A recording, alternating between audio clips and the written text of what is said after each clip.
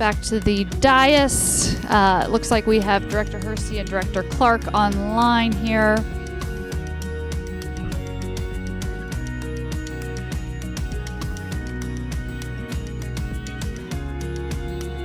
So far, we have 3 signups from the room for public testimony for the budget hearing. If your name is not on the clipboard that I am holding, including if you signed up online already, you need to put your name on this clipboard still if you're here in person. So, okay.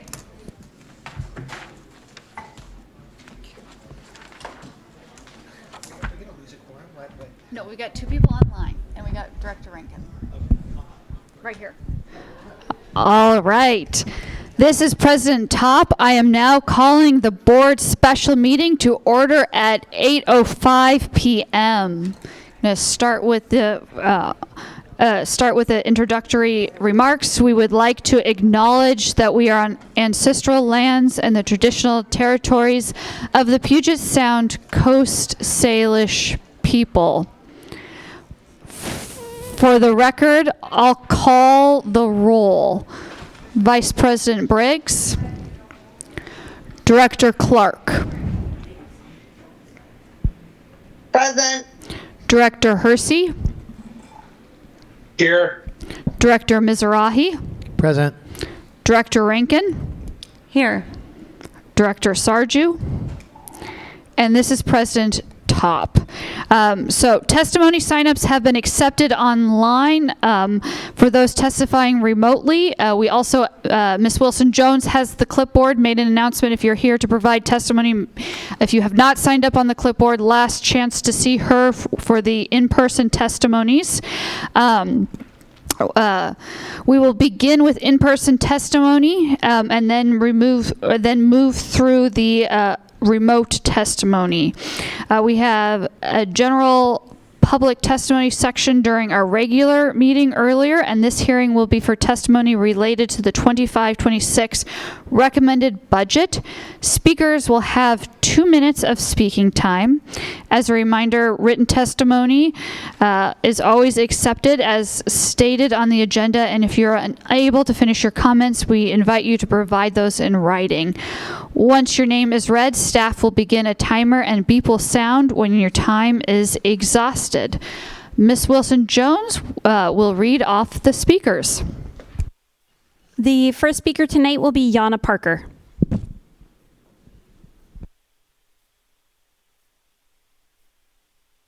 Apologies if this announcement was already made, but the testimony timer will be set at 2 minutes tonight. So when you do see that red light, it will mean that your time has been exhausted.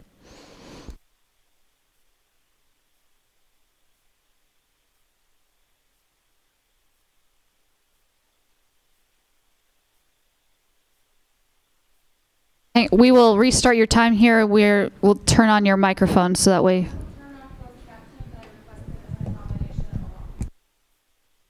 Do you want it on the bottom of the screen? It just need to be large. They need to be large as requested. So you're not accommodating. Okay, again. Hello. Good evening. My name is Yana Parker, president of the Seattle Special Education PTSA. We believe the board should be asking the district if staff is truly understands what it means for schools to have high enrollment of students with disabilities. But percentage alone, whether 9 or 30%, doesn't tell the full story. The district must consider the supports and services these students are legally entitled to when making staffing and budget decisions.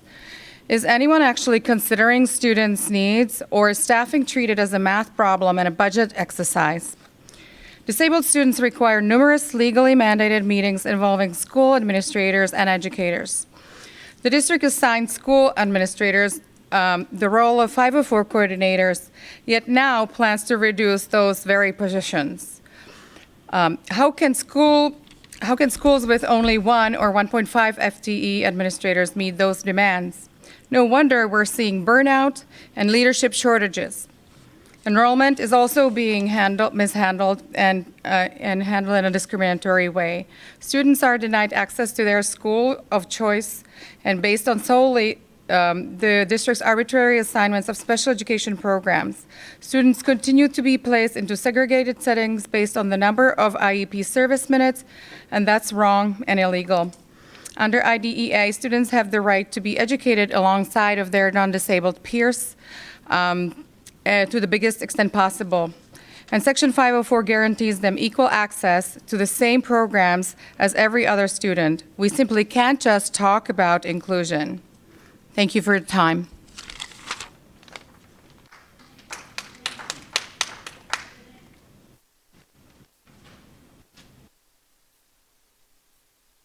The next speaker is Jess Bertrand. And then after Jess will be Chris Jackins, and if anybody else is intending to provide in-person testimony, you'll need to put your name on the sheet in the back of the room.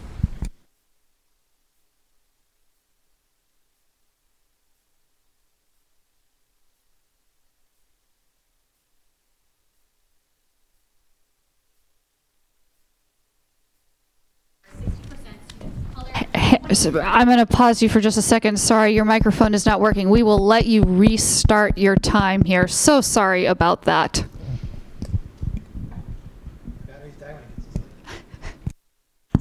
Oh, there we go.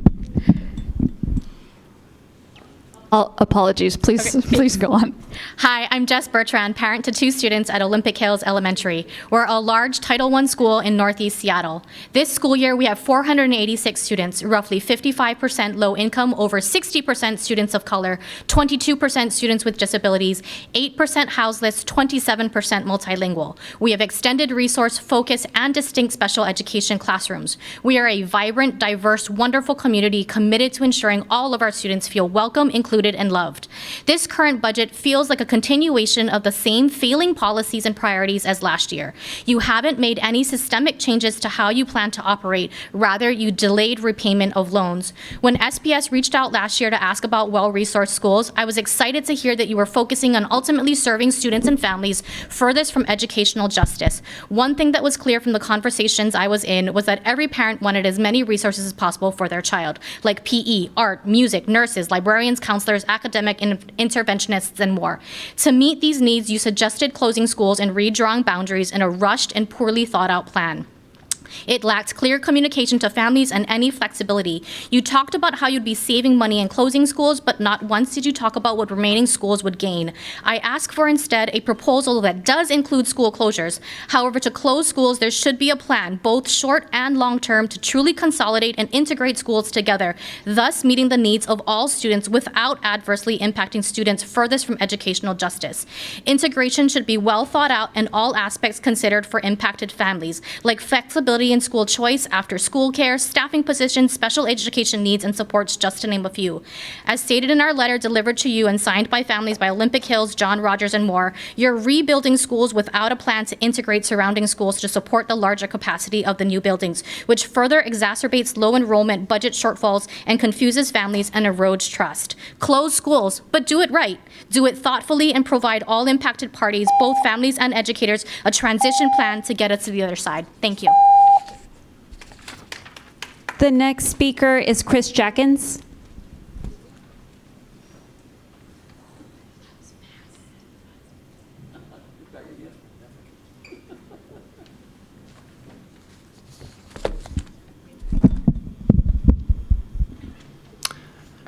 My name is still Chris Jackins, Box 84063, Seattle 98124. General comments, 5 points. Number 1, the budget book has a valuable, nice layout. Number 2, the hearing feels early and rushed. Number 3, I have a written list of some possible typos. Number 4, there was a $4 million change between budget postings. Number 5, schools can and should be kept open. On the general fund, 3 points. Number 1, the current district funding model forces schools to compete with each other. Number 2, please increase general fund use of capital fund interest. Number 3, the superintendent's cover letter states that federal funding makes up 6.5% of the general fund budget. The budget book cites 5.3%. On the capital fund, 4 points. Number 1, the Memorial Stadium project is a mistake. Number 2, please halt the use of artificial turf contaminated with forever chemicals. Number 3, how much are Federal Inflation Act dollars? Number 4, anticipated revenue from local taxes on pages 172 and 171 don't seem to match. On the Associated Student Body ASB Fund, budgeted athletic revenues are up by 46%. On the Debt Service Fund, this is the headquarters debt. A previous board president was instrumental in saddling the district with this debt. The same person recently suggested that the mayor appoint board directors. I disagree. Please amend the budget. Thank you very much. There are no additional signups from people here in person to provide testimony. So we're going to go now to those who signed up in advance to provide online testimony. If you could mute until your name is called. We can't hear you in the room if you're unmuted on your device. The first speaker today for remote testimony will be Michelle Campbell. Michelle, if you could press *6 to unmute, we will be able to hear you.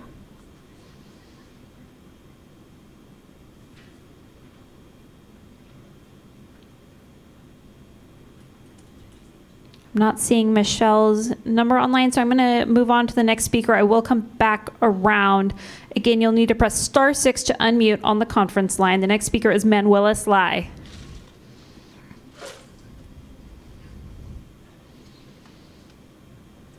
Also not seeing Manuela online. I'm going to go to the next speaker, Samantha Fogg.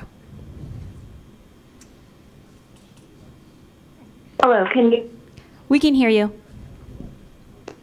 Hello, this is Samantha Fogg, co-president for Seattle Council PTSA. As I looked at this budget, I was frustrated. We are once again not seeing changes to the weighted staffing standard. We're not seeing alignment of the budget to student outcomes. And I'm wondering how we will meet our goals, how we will improve access to courses. Our high school students this year faced a limited number of electives, and in at least one of our schools did not have access, many students did not have access to second semester 10th grade history because we did not assign enough teachers. The students who did get into the class were 40 students, but students who didn't get into the class were assigned to things like life activities walking. When they apply to colleges, the colleges see what was offered. They don't see that students tried to get more rigorous classes. They don't see that students who wanted to have French for 4 years couldn't have it because your budget didn't reflect the needs of your students. They couldn't see how the offerings were cut back. I think that having an audit that looks at how your budget reflects your espoused vision and values and aligns with outcomes and whether it meets the needs of students is really important. We may not be violating any laws, but we are not serving our students to the best of our abilities, nor are we supporting our principals and our educators to the best of our fiscal ability. They need more help. Our students need access to classes. We need to focus on getting our students the education that they need. Thank you. The next speaker would be Kristen, sorry, your name is cutting off on my screen. Kristen Eckinger-Loconte.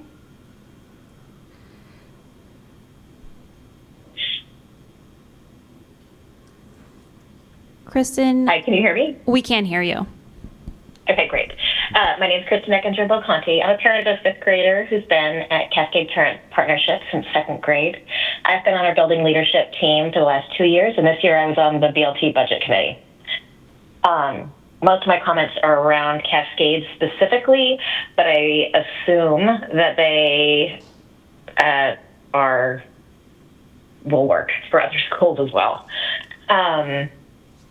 In terms of the budget process not being perfect. Cascade has 3 service delivery models. We have the virtual option, which is an online mix of scheduled live classes and asynchronous, a K-parent partnership, which my son attends, and the K-12 virtual option, which is asynchronous to the Imagine Learning platform. Most students come to Cascade because the neighborhood schools have failed them and their families. Cascade is a wonderful place, but it's a big sacrifice to give up schools' childcare. Some students stay the rest of the school year and then return to their original schools, and others stay until they age out of our programs. We value all of our students equally. Our models are complementary, not competitive, but the budget process is competitive, and that has made things very uncomfortable for the adults working at our school. Each of our 3 programs deserves to survive and thrive and deserves not to be pitted against each other. It's reasonable and practical to share some costs, like a building, a principal, an office staff, and a social worker that we desperately need but don't yet have. But the accounting decisions around this should be made by people who are experienced with accounting, not teachers and counselors and principals and parent volunteers. Our budget committee's top priority was to retain our current staff, since this is the bare minimum we need to staff our school at the enrollment we expect next year. The Purple Book projects that we will have 392 students next year. Our May 1 FTE count is 530. That's 138 students that this budget doesn't plan for. We're starving all 3 of our programs because projections don't take Cascade enrollment patterns into account. We are hurting our staff by forcing them to fight for scraps, and we aren't putting students first. Thank you. The next speaker is Katie Kennedy. Katie Kennedy.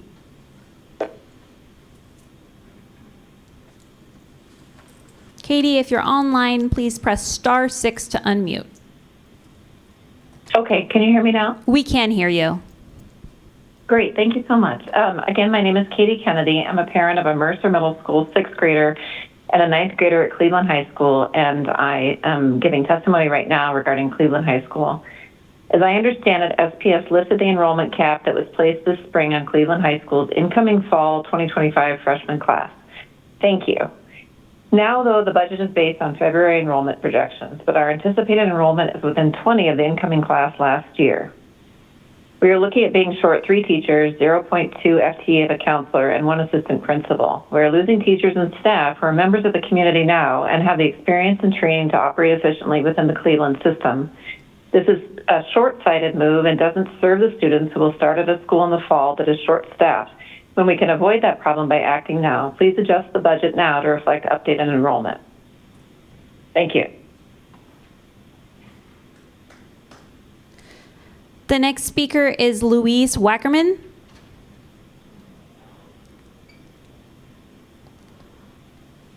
Louise, if you're online, please press *6. I'm not seeing Louise online. I'm going to go back through one more time. There were 3 people who signed up for. Oh, is that Louise? Oh, no, actually, I think I see Michelle Campbell. Are you online? Yes. Can you hear me? We can hear you. You can go ahead and provide your testimony.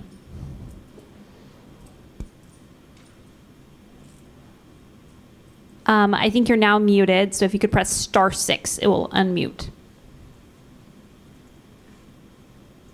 Can you hear? We can hear you. Okay, can you hear me now? Yes. Hello? Yes, we can hear you. Okay, great. Thank you. Hi, my name is Michelle Campbell. I'm a parent of a 3rd grader in SPS. I also serve as the co-secretary on Seattle Council PTSA. It was a long day, and I'm going to show up a little messy tonight, a little unprepared. But I am extremely frustrated and disappointed with the 2025-26 budget. That's kind of a huge understatement. I urge the board not to pass the budget as is. I don't know where you go from there. Maybe circle up and decide what you need before passing this budget. But it's not okay. I agree with Director Briggs and Rankin and Sarju that an immediate special meeting should be called, and board members should call for an immediate forensic audit. It's unbelievable that we're at this point. I pulled up a couple of resolutions that I just want to read, and this is why I think the budget should not be passed. Adopted in December 18, 2024, Resolution number 2425-9. The superintendent is directed to prioritize ongoing solutions that support improving student outcomes in the development of preliminary budget proposals for 25-26 fiscal year. These proposals shall align with making progress on the board's goals and honoring the board's guardrails, and prioritize critical functions of the district in pursuit of improving outcomes for students. We don't have any of that. As I understand it, it's the same budget. No work to no work to the weighted student staffing standards, no adjustments to align with student outcomes. We're not even aligning to our values as community. Additionally, passed in November 15, 2023, SPS Policy 0060, Financial Planning and Budgeting. I don't see alignment with number 6, number 7, number 8, number 11, or number 12. And I'm just a parent here, but I think you need a presentation that any parent can read and can clearly see how all of these items in 0060 are completed. Your time is think you're- exhausted. I'm going to ask you to wrap up your thoughts. Thank you. Thank you. That's all. Just please don't vote for the budget. Thank you. Bye. There were 2 speakers who signed up. I'll do one more check if there's anybody on the phone. I don't think there is, who signed up, Manuela Sly or Luis Wackerman. And double checking, looks like we've heard from those who wish to speak in the room. President Top, that is all of the signups for the budget hearing. I appreciate everyone coming out to the budget hearing, providing comments this evening. We will have another budget discussion at our retreat, but as there is no further business on this agenda, the meeting stands adjourned at 8:27 p.m. Thank you, everyone.